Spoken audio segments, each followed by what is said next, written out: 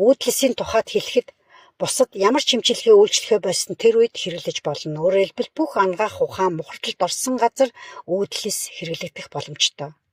Уудлалсыг хэрэглэснээр бид бие махбодтой өөрөө ашиглах нөөц бололцоог нь ханган өгч байна гэж ойлгож болно. Уудлалс гэж юу вэ? Энэ сэдв үргэлж сонирхолтой байдаг. Бид инженер, эрдэмтэн, ер нь ямар ч мэргэжлийн хүмүүстэй хамтран биднийг хүрээлэн буй зүйл, үзэгдлийг анхааралтай ажиглаж сурах хэрэгтэй. Үзэгдэл ба эзүүсийн нууц болон учрыг ухах тухай юм. Харин өнөөдөр бид дараах дамжуулалтанд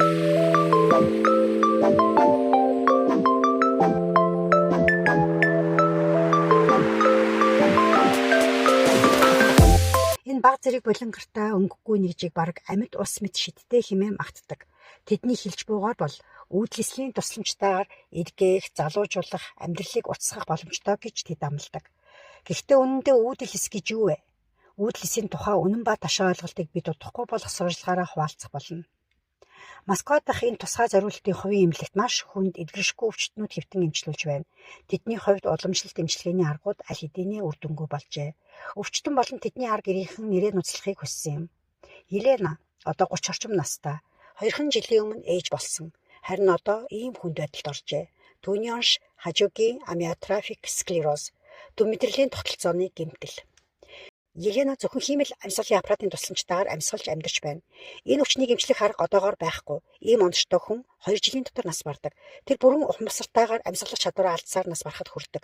Амьсгалахгүй ч тархин ажилласаар л байдаг. Владимир Геннадьевич тэтгэврт гарсан хурандаа. Тэрээр сүүлийн хэдэн жилийн турш Паркинсоны өвчний хүнд хэлбэрээр шаналж байгаа.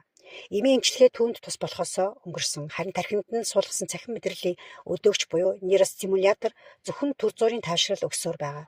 Гэсэн ч өвчин улам дамжирсаар байна.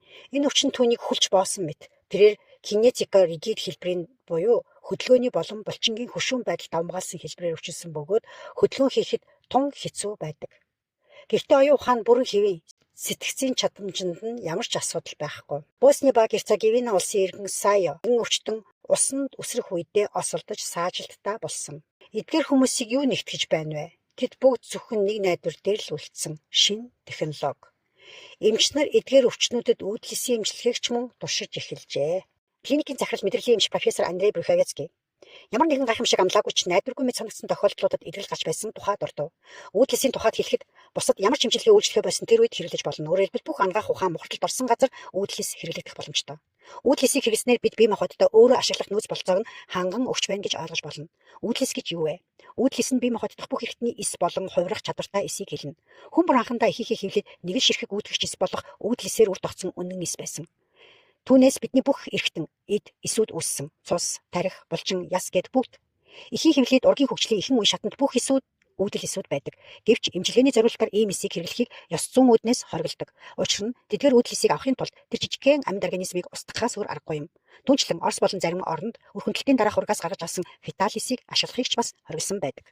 Уудлалын тухай танин мэдхүү дэлгэх зорилгоор дэлхийн эрдэмтэн профессор академич нарын ярилцлагаас та бүхэндээ суулаар мэдээлэх анхны орчуулга хүргэглээ. Хүний бид сүрэг нөлөөгүй, нэмэлт бодисгүй, хадгалагч бодис агуулаагүй, хашил үүсгэгч болон гормон антибиотик хүнд металлыг агуулаагүй, ISO GMP халаалт чанарын баталгаатай 40 патент дээрхтэй баталгаажсан лабораторид үйлдвэрлэгдсэн хятад улсын уудлалын үйлдвэрлэлийн стандартыг санаачилсан нано технологийн компани чанарын баталгаатай уудлалын талаарх мэдээллийг та бүхэндээ суулаар бас өгөх болно. Эрүүл мэндэд урьдчилан сэргийлэх, алдагдсан эсийн нөөцийг төхөн сэргийлэх хүсэлтэй бол бидэнтэй холбогдороо.